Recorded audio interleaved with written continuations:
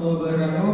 Waalaikumsalam warahmatullahi wabarakatuh. Terima kasih yang sudah diberikan kesempatan berada di sini untuk menyampaikan penjelasan tentang plastik yang telah kami kaji. Pertama juga saya akan memperkenalkan tim kami.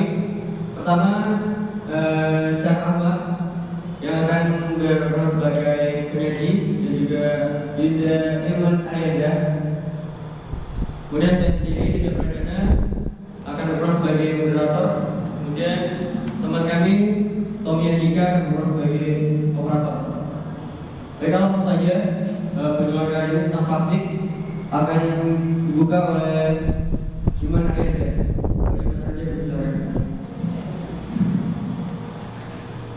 Ya, terima kasih. Pada kesempatan kali ini kelompok kami akan menjelaskan tentang plastik. Pengertian plastik. Plastik merupakan pionir pencapaian ilmiah yang dapat dilelehkan di atas panas penggunanya. Jadi plastik itu adalah bahan yang mudah meleleh bila dipanaskan. Terus dapat dicetak ulang sesuai dengan bentuk yang diinginkan dan dengan menggunakan proses injection, molding dan ekstrusi. Jadi plastik itu juga bisa didaur ulang lagi, itu bisa dimanfaatkan kembali dengan cara dipanaskan atau yang lain untuk mendapatkan hasil yang diinginkan. Terus sifat-sifat plastik. Termoplastik, jenis plastik yang dapat didaur ulang, dicetak lagi dan diproses pemanasan ulang. Nah, di sini yang dimaksud tadi itu kan plastik juga punya jenis-jenis ya. Jadi ada jenis-jenisnya yang bisa didaur ulang lagi, ada juga yang memang nggak bisa didaur ulang lagi, jadi sekali pakai. Termoset, jenis plastik yang tidak dapat didaur ulang. Nah, ini salah satu jenis plastik yang tidak daur ulang. Kinerja dan penggunaannya. Plastik komoditas. Sifat mekanik tidak terlalu bagus, tidak tahan panas. Nah, jadi plastik komoditas itu plastik yang diproduksi banyak gitu ya, kayak kantong plastik itu atau plastik es gitu kan, itu nggak bagus untuk didaur ulang lagi gitu.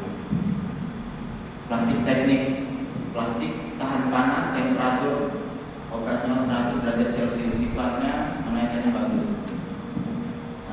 Plastik teknik khusus, temperatur operasinya dari 100 temperatur operasinya lebih dari 150 derajat dan sifatnya mekanik sangat bagus.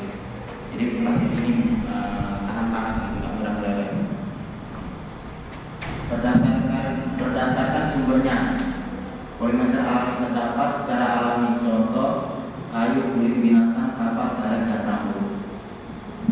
Di sini yang dimaksud polimer alami itu di dalam kayu, kulit binatang, kapas, alam dan rambut itu juga punya sifat yang mirip seperti plastik. Polimer sintetis yang terdapat secara alami, ada juga yang tidak terdapat secara alami. Simbol-simbol pada kemasan plastik. Berada atau terletak paling bawah, berbentuk segitiga, dan segitiga tersebut terdapat angka, nama jenis plastik di bawah segitiga, simbol kode individu di permukaan plastik. Nah, jadi simbol-simbol plastik ini dimaksudkan untuk mempermudah gitu si konsumen gitu kan, si pemakai plastik tersebut untuk mengetahui jenis plastik apa gitu yang sedang digunakan.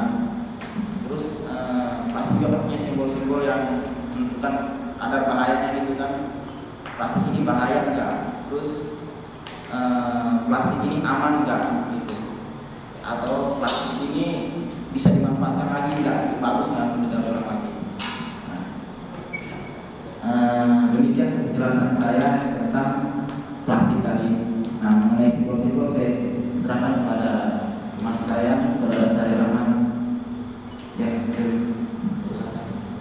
terima kasih saudara Irman. Di sini ada kode-kode plastik. Kode plastik itu di sini kami membuat ada 7 kode. Yang pertama itu PT. Sifat plastik PT adalah tembus pandang yang pertama, bersih, jernih, dan tahan terhadap suhu sampai 300 derajat derajat Celcius dan hanya sekali pakai, lalu kuat dan tidak mudah sobek. Next, ini kode plastik nomor 2, biasa disebut HDPE, dapat dipakai untuk kemasan susu, jus, tas basic, bahkan lebih kuat, keras, gurau, tahan terhadap suhu tinggi, sama seperti nomor 1 tadi. PT hanya sekali pakai juga.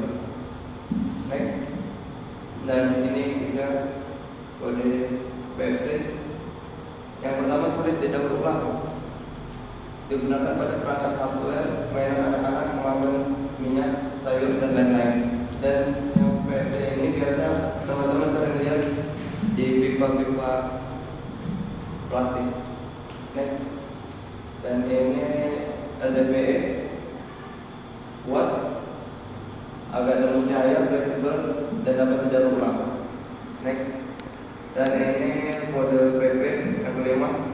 Pertama, transparan, daya tembus bom rendah, tahan terhadap lemak, stabil terhadap suhu tinggi, ukiran merupakan bahan plastik terbaik. Dan ini ada contohnya satu yang PP nomor 5. Dia terletak di bawah kemasan. Mereka yang punya.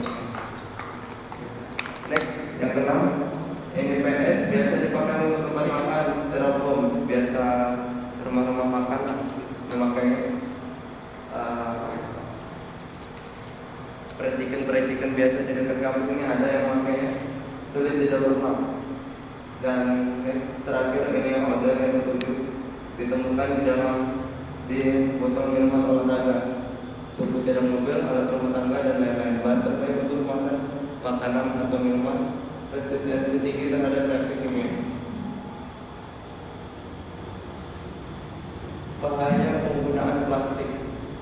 Plastik pada pembungkus makanan dapat menyebabkan kanker. Yang kedua, bagi lingkungan dapat menyebabkan banjir. Yang ketiga, sampah plastik dapat menyebabkan perubahan iklim. Terima kasih. Sekian presentasi dari kami. Kembali ke moderator. Terima kasih sudah aman ya. Untuk itu kami akan memberikan sesi tanya jawab bagi yang mungkin merasa kurang jelas di penjelasan kami dan ingin ditanyakan. Silakan. Ya, Mas. Saya dari kelompok 1. Maka di kelompok 1 ingin bertanya, mengapa di setiap plastik memiliki kode khusus? Apa itu kegunaannya? Terima kasih. Ada satu lagi. Oke, baik, untuk pertanyaan. Ya, terima kasih. Pertanyaan mungkin tidak boleh mengulangi. Sudah. Ya, terima kasih atas pertanyaannya. Kalau bisa balik ke plastik tadi. Nah, kode plastik. Kenapa di setiap plastik memiliki kode gitu kan? Nah, ini dimaksudkan untuk mempermudah kita sebagai pengguna plastik itu untuk bisa lebih memilah dan memilih lagi plastik mana yang kira-kira bisa dimanfaatkan kembali atau plastik mana yang memang sudah tidak bisa dimanfaatkan lagi untuk kepentingan kita sendiri. Nah, contohnya seperti plastik PVC ini kan, plastik PVC ini sudah didaur ulang, digunakan pada perangkat hardware, mainan anak-anak, dan kemasan minyak sayur dan lain-lain. Nah, plastik di sini berlogo seperti ini ya, bisa dilihat memiliki segitiga dan ukurannya ada nomor 3 pi. Itu sangat sulit didaur ulang. Kenapa? Karena memiliki kandungan-kandungan yang memang tidak baik untuk didaur ulang. Apabila didaur ulang itu akan menimbulkan dampak-dampak yang lain. Ya, sekian itu saja penjelasan dari saya. Saya kembalikan lagi ke moderator. Baiklah, terima kasih atas saudara jawabannya. Gimana, Mas? Sudah jelas? Ya, jelas. Oke, termasuk juga pertanyaannya. Baiklah, dari penjelasan yang ada tadi, dari presentasi yang telah kami sampaikan, di sini sudah dijelaskan macam-macam plastik, jenis-jenisnya, dan serta kita juga tadi dijelaskan dan sempat diberitahu apa saja kerugian-kerugian dari plastik sendiri. Dan kita sendiri tahu bahwa plastik itu sudah menjadi bagian dari hidup kita, sudah sering kita gunakan untuk membantu kehidupan kita. Namun dalam membantu tersebut untuk keuntungan dari kehidupan kita sendiri tersebut pasti juga ada kemudian yang datang. Jadi tergantung bagaimana cara kita mengolahnya, bagaimana cara kita meminimalisir kerugian yang ada yang datang tersebut. Baik, seperti itu saya kesimpulan yang bisa saya sampaikan. Saya akhiri presentasi kali ini. Kami dari kelompok 3 ucapkan terima kasih. Assalamualaikum warahmatullahi wabarakatuh.